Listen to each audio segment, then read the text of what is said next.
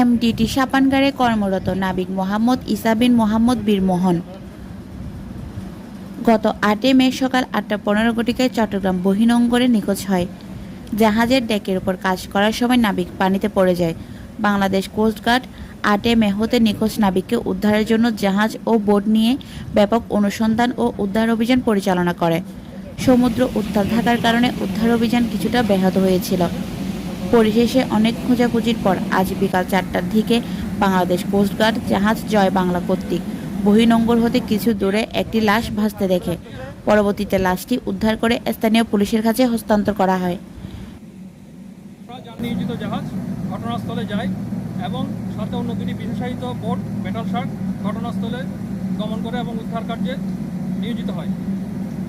আমরা গত 2 দিন যাবৎ উদ্ধার কার্যক্রম পরিচালনা করি এবং অবশেষে আজ বিকেল 4টা 25 মিনিট নাগাদ